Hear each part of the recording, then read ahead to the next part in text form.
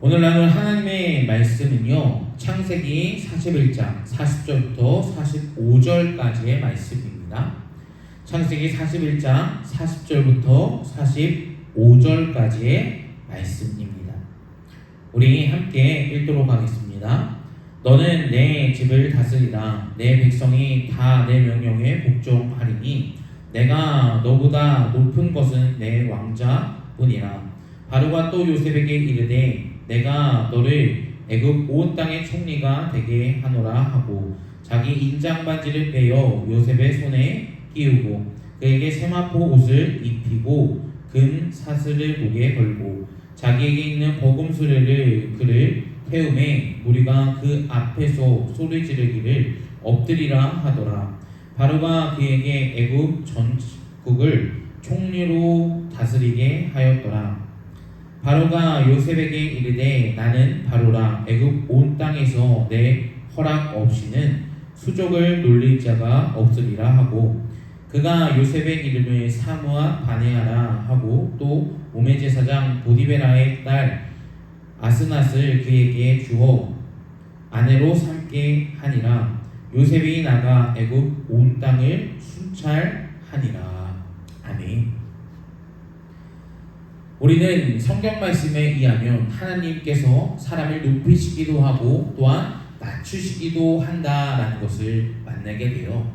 사무엘상 2장 6절부터 7절까지의 말씀에서 보면요, 여호와는 죽이시기도 하고 살리기시도 하며 수울에 내려가게도 하고 거기서 올라오게도 하는도다. 여호와는 가난하게도 하시고 부하게도 하시며 낮추시기도 하시고 높이기도 하시는도다. 아멘. 여기 이 사무엘상의 말씀에서는요, 하나님은 우리를 죽이시기도 하신다라고 이야기를 합니다.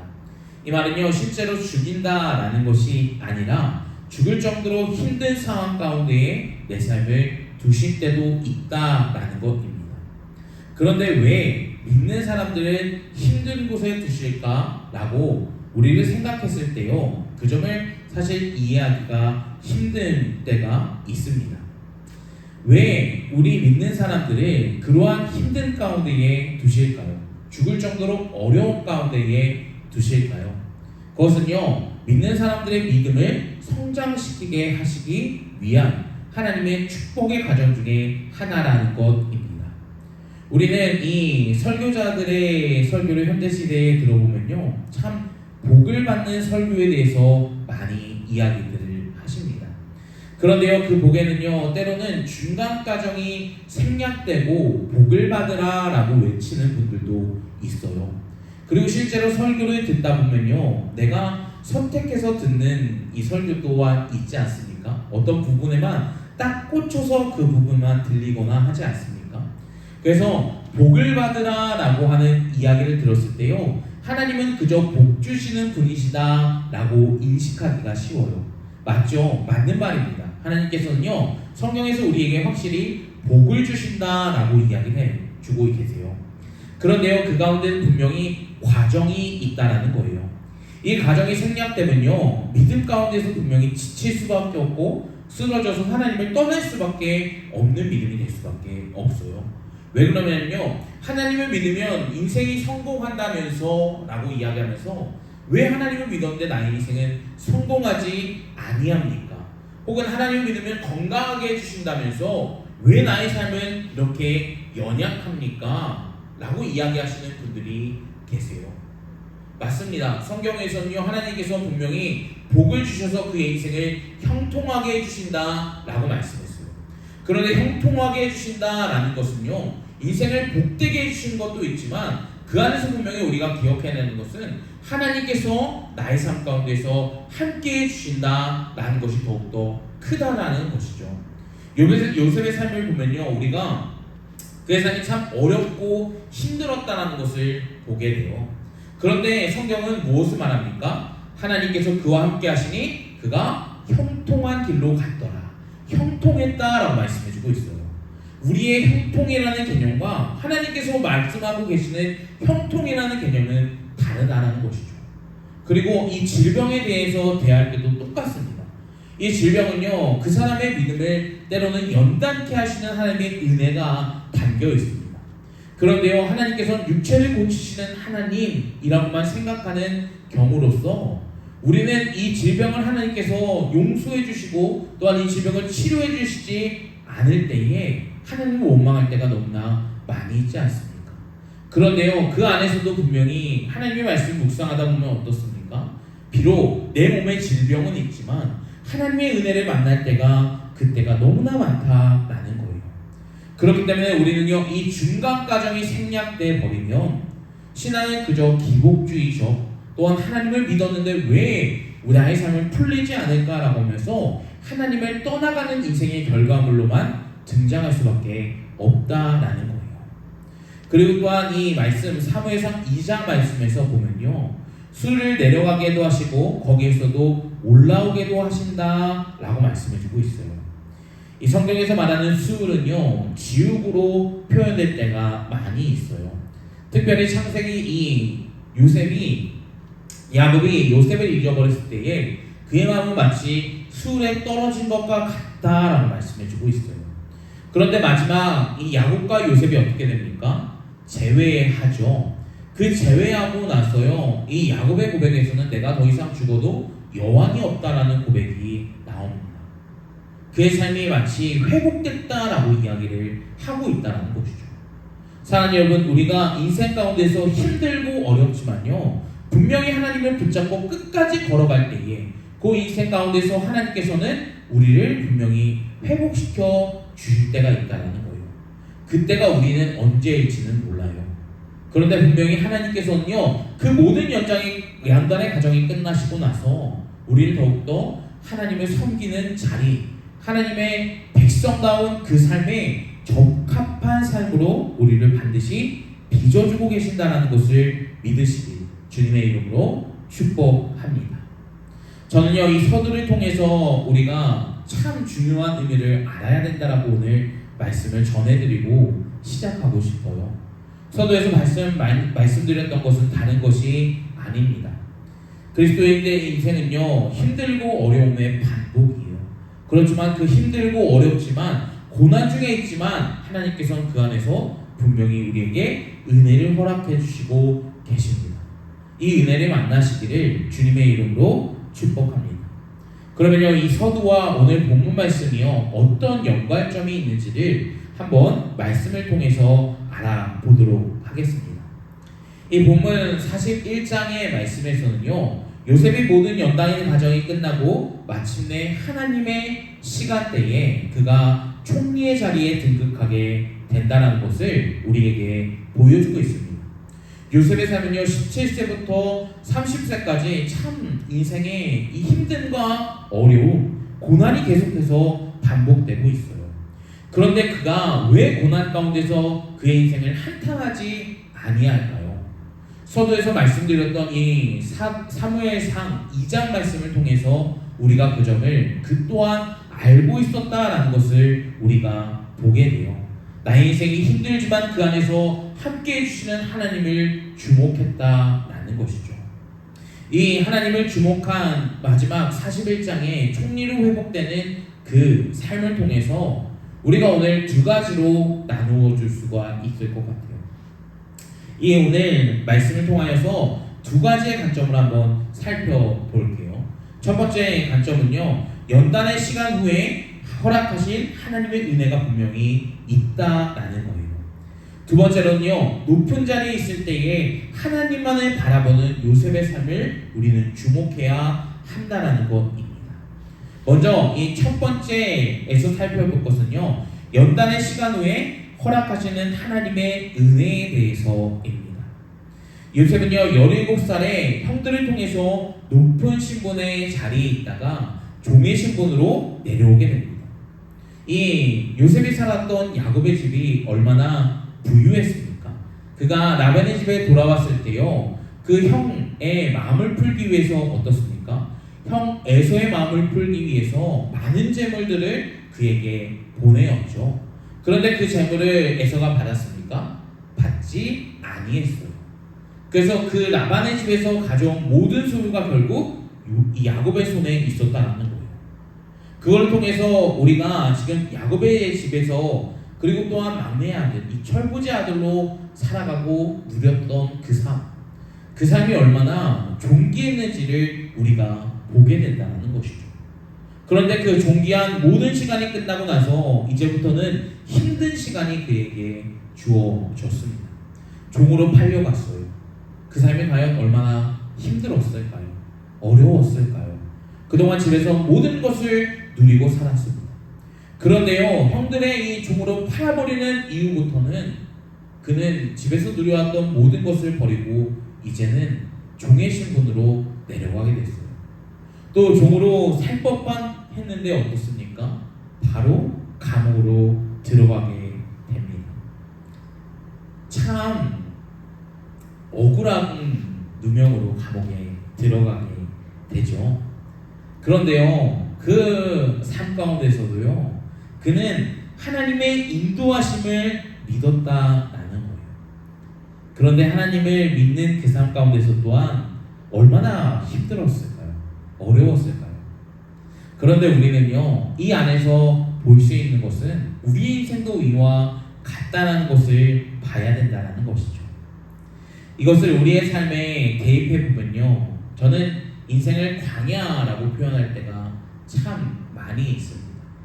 이 광야를 걸어가다 보면요, 참 어려울 때도 많지만 그 안에서 허락해 주시는 하나님의 은혜가 함께 공존한다라는 사실을 만나게 돼요.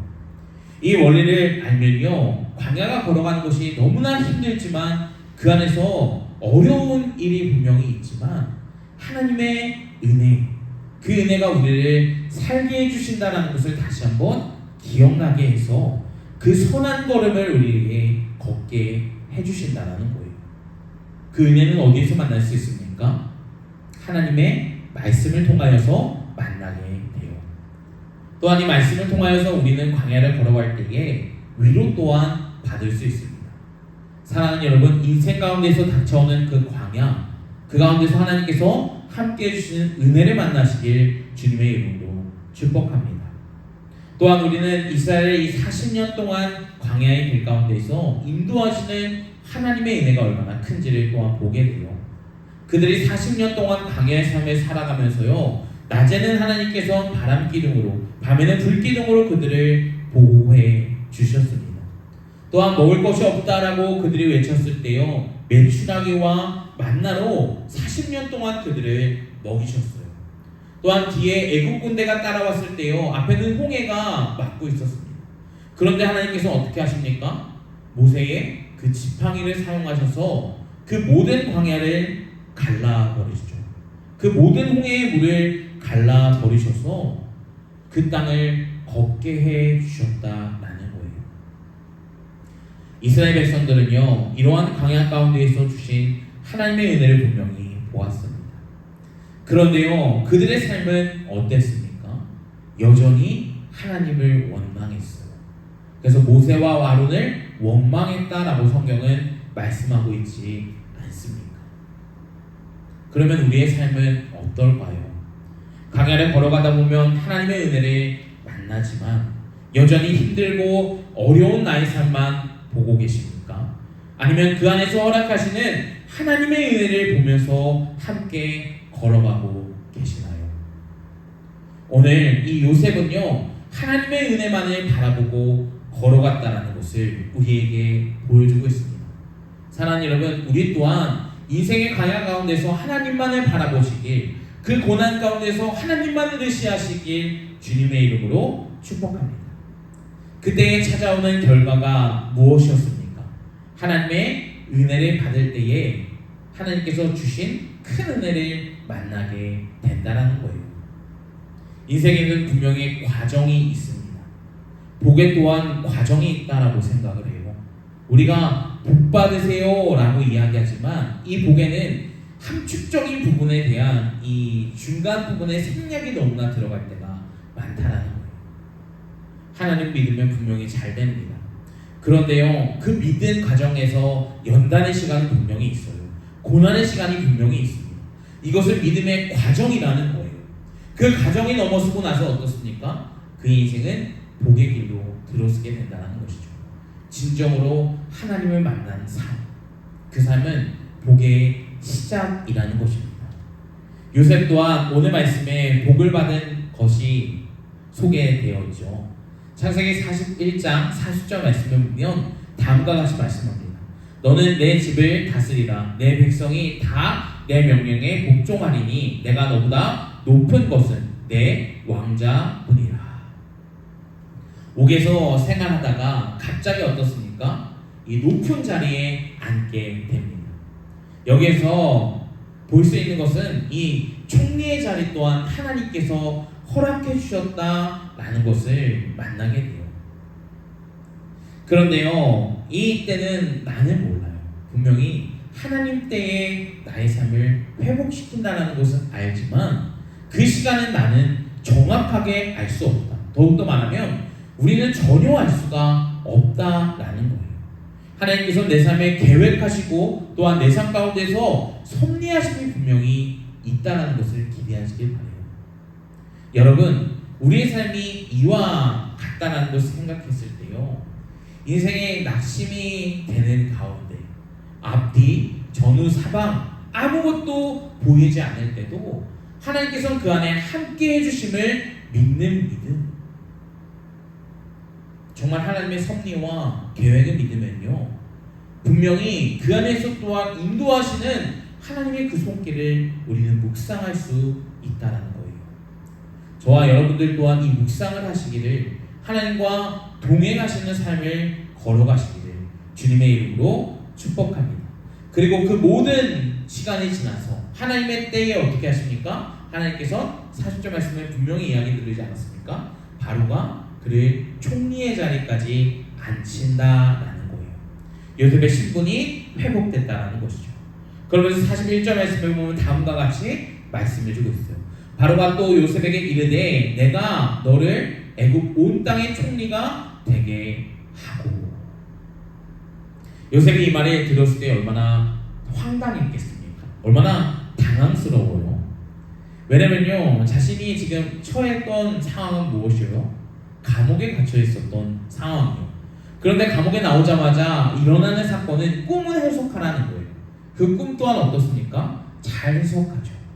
그리고 7년, 이풍년, 또한 7년, 흉년을 대비하는 대비치까지 어떻게 합니까? 그 앞에서 이미 하나님께서 지혜를 주셔서 다 좋은 이 계획까지, 해결책까지 바로에게 제시합니다. 그래서 바로가, 그리고 그의 신하들이 이야기하죠.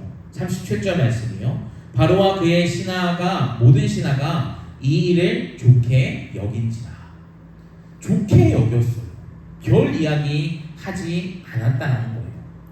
그리고 이 자리를 바로가 줄 것이다 라고 했을 때도 아마 신하들은 높은 자리를 예상해도 그냥 공식 담당관 정도라고 생각했을 겁니다.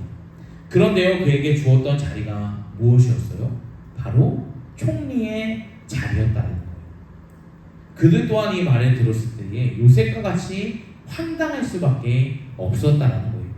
분명히 이야기가 나올 수밖에 없었던 상황이었죠. 성경에서는 그들의 반발에 대해서는 이야기하고 있지는 않아요. 그런데 우리는 조금 유추해 볼 수는 있어요.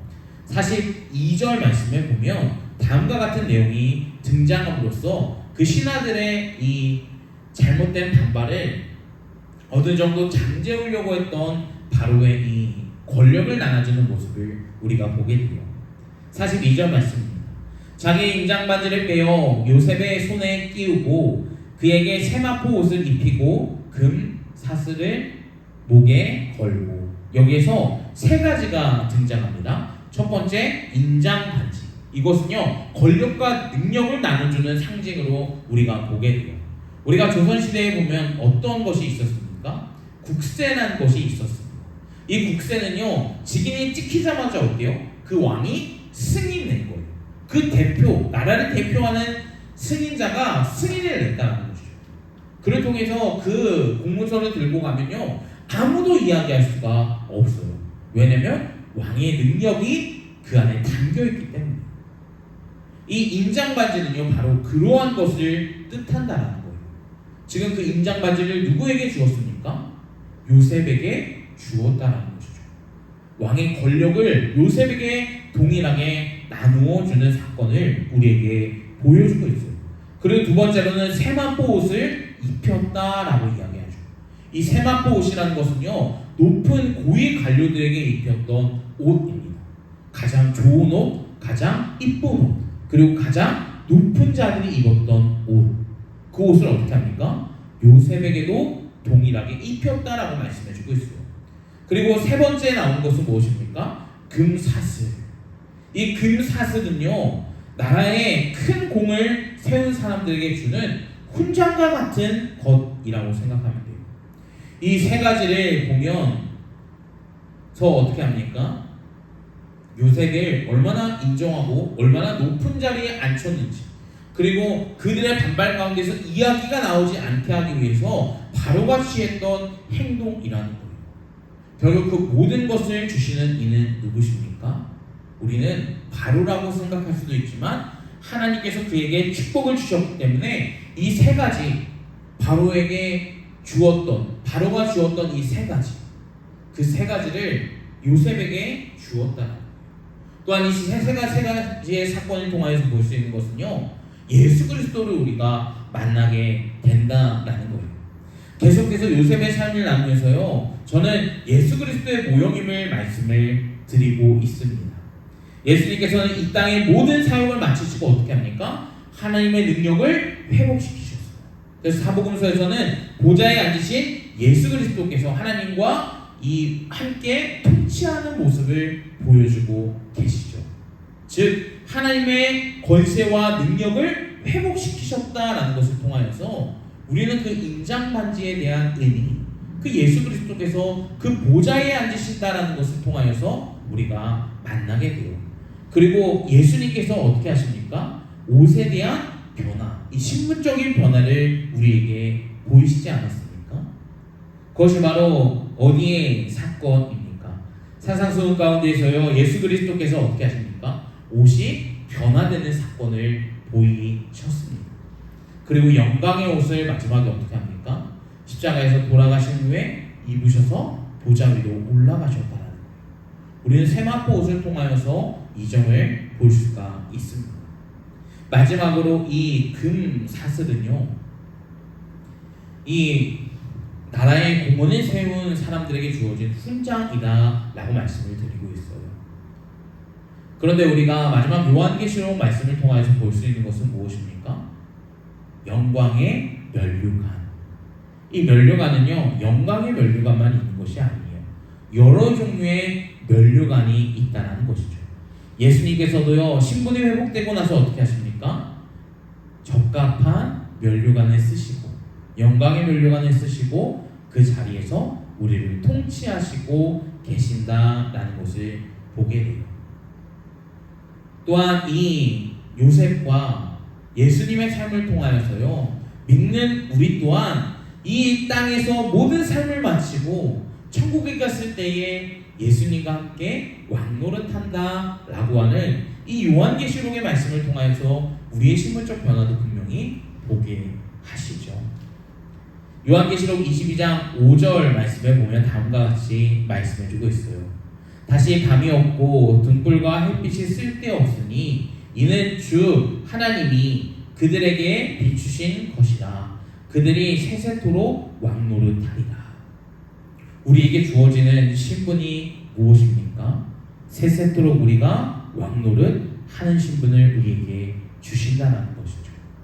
하나님과 예수님께서 그 함께 영광을 받는다라는 것을 우리에게 보여주고 계신다는 거예요. 또한 세마포 옷은 어떻습니까? 성도들이 천국에서 입는 옷이라는 것이죠. 요한계시록 7장 9절 말씀에부터 11절까지 말씀을 보면 다음과 같이 말씀해주고 있어요. 이 일 후에 내가 보니 각 나라와 족속과 백성과 방언에서 아무도 능히 셀 수 없는 큰 무리가 나와 흰옷 입고 손에 종려나무를 들고 보좌에 앉은 어린 양 앞에 큰 소리 외쳐 이르되 구원하심이 보좌에 앉으신 우리 하나님과 어린 양께 있도다 하니 모든 천사가 보좌와 장로들과 내 생물의 주위에 서 있다가 보좌 앞에 엎드려 얼굴을 가리고 하나님께 경배하여. 여기에서 보면요, 흰 거대한 무리가 나와 하나님을 찬양한다 라고 말씀해 주고 있어요. 사랑하는 여러분, 우리가요 마지막에 해야 되는 것은 다른 것이 아니죠. 천국에 올라가서 우리가 하는 것은요, 온전히 흰옷 입은 무리로서 하나님을 영광 올려 드린다라는 거예요. 그 삶이 기대되지 않습니까? 나의 모든 힘들고 어려운 삶이 끝난 후에 하나님과 함께 그 보좌 옆에서 통치하고 있는 우리들, 왕노릇하고 있는 우리들, 또한 우리가 세마포 옷, 가장 귀한 흰옷 입은 사람의 옷으로 변화되어서 오직 어린 양 대신 예수 그리스도께 영광 올려드리는 그 삶. 또한 이 요한계시록에 이 면류관에 대해서 가장 아름답고 존귀한 면류관들을 쓰고 하나님을 예배하는 그 모습이 우리에게 있어서는 요셉의 모습과 예수 그리스도의 모습을 통하여서 우리의 삶도 나중에 그렇게 될 것이다 라는 소망함과 믿음을 우리에게 준다라는 것이에요. 사랑하는 여러분, 우리가요 이 요셉의 삶을 통해서 이 연단의 시간, 그 모든 시간이 끝나고 나서 요셉의 이 신분적인 회복을 통하여서 우리의 인생 또한 이와 같다는 것을 만나게 된다는 거예요. 여러분, 모든 인생 가운데서 그리스도를 믿을 때요, 인생 가운데에 연단의 시간이 분명히 있습니다. 힘든과 고난의 시간이 분명히 있을 거예요. 근데 그때 꼭 기억합시다. 그 모든 것을 갚으실 시간도 있다는 거예요. 하나님께서는요, 내가 하나님께 헌신하고 또한 하나님 믿고 살아가는 그 모든 시간이 주님 앞에 섰을 때에 그 후에 그 모든 은혜를 우리에게 받게 해주신다는 것을 기억하실 수 있는 저와 여러분들의 삶이 되길 주님의 이름으로 축복합니다. 오늘이 요셉의 삶을 통해서 첫 번째로 그것을 보게 돼요. 두 번째로는요, 요셉의 삶을 통해서 볼 수 있는 것은 높은 자리에 있을 때도 그는 하나님만을 바라봤다라는 사실입니다. 요셉은요, 바로를 제외한 모든 권세자들 위에 그를 세우죠. 그리고 나서 45절 말씀에 다음과 같이 말합니다. 그가 요셉의 이름을 사무아 바네아라 하고 또 오메제사장 보디베레의 딸 아스낫을 그에게 주어 아내로 삼게 하니라. 요셉이 나가 애굽 온 땅을 순찰하니. 여기에서 요셉의 이름이 어떻게 변화되었습니까? 바로가 어떤 이름을 요셉에게 주었죠? 사무아 바네아.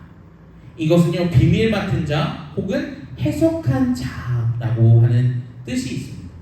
요셉에게 가장 잘 어울리는 이름이죠. 그런데 그 이름조차요, 바로가 주었지만 하나님께서 그에게 지혜를 주셔서 했던 그 모든 것을 어떻게 합니까? 바로가 인정했다라는 거예요.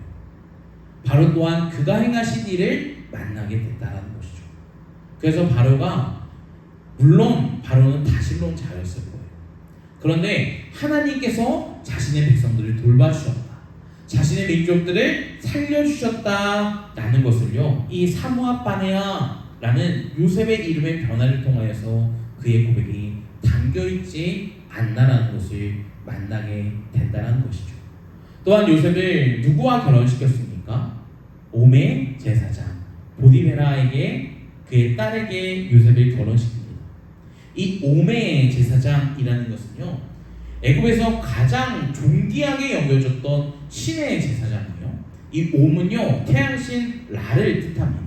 이 태양신 라는요, 이집트에서 가장 위대한 신 중에 한 명입니다.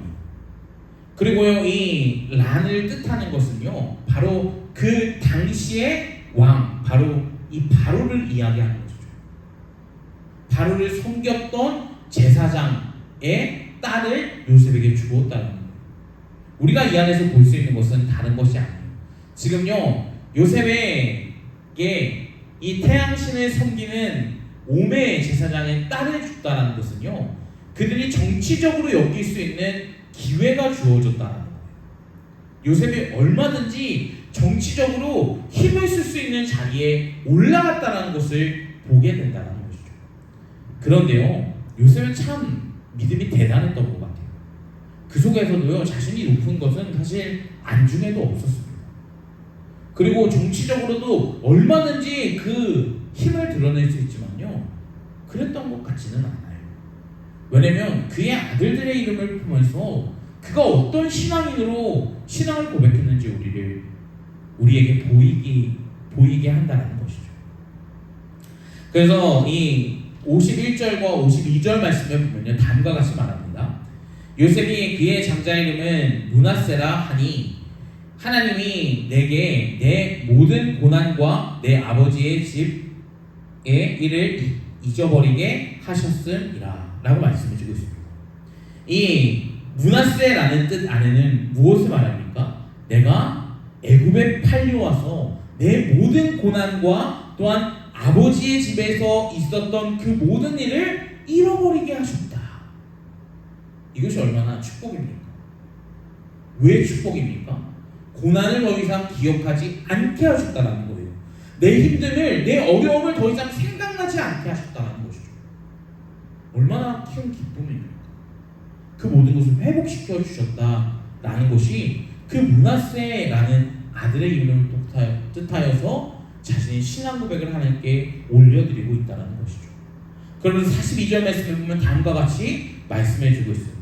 하나님의 이름은 에브라임이라 하니 하나님이 나를 내 수고한 땅에서 번성하게 하셨다 함이더라. 므낫세, 이 에브라임의 뜻은 무엇입니까? 하나님께서 내가 이 땅에서 살아갈 때에 나를 번성케 해주셨다라는 거예요. 나를 축복해 주셨다라는 거예요. 나의 모든 것을 더하셨다라는 것입니다. 여러분, 높은 자리에 있을 때요, 요셉이 바라봤던 것이 무엇입니까? 정치적인 것이었습니까? 아니면 더욱더 높아지고 자신의 이 부유함을 늘리기 위한 행동이었습니까? 아니에요. 그 속에서도 그는 하나님의 일을 감당하면서 하나님을 믿는 신앙이 있었다라는 거예요. 사랑하는 여러분, 우리 또한 높은 자리에 앉을 때도 있습니다.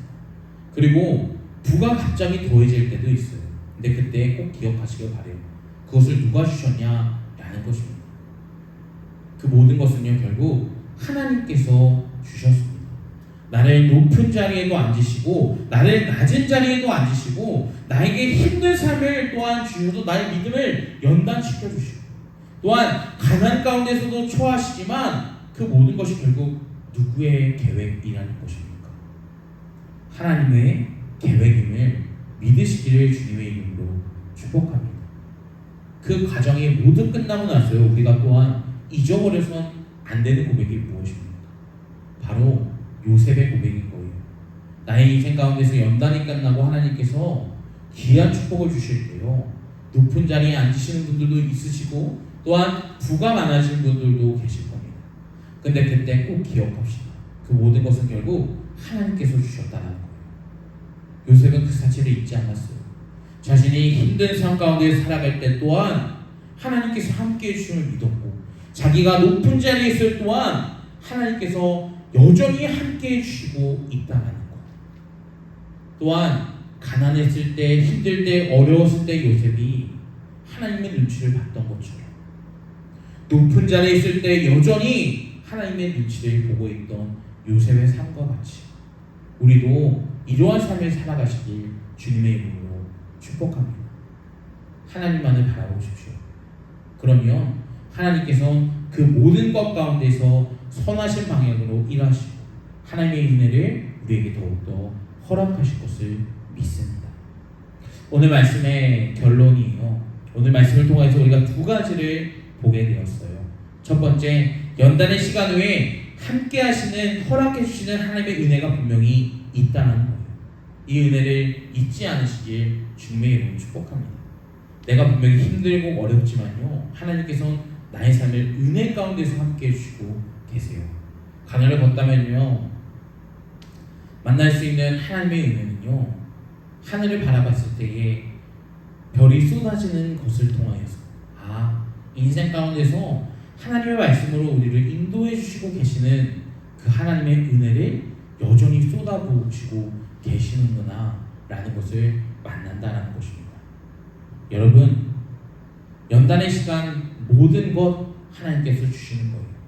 그리고 또한 그 모든 시간이 마친 후에 분명히 하나님께서 회복해 주시는 시간이 있습니다. 그 안에서 하나님의 은혜가 함께하고 계신다는 것을 꼭 기억하면서 나아가시기를 주님의 이름으로 축복합니다. 두 번째로는요, 높은 자리에 있을 때도 요셉은 하나님을 기억했던 거죠.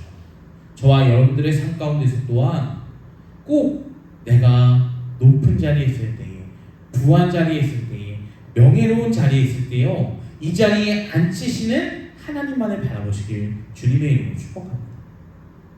내가 여전히 이 힘든 가운데서 또한 하나님의 눈치를 봤던 거죠.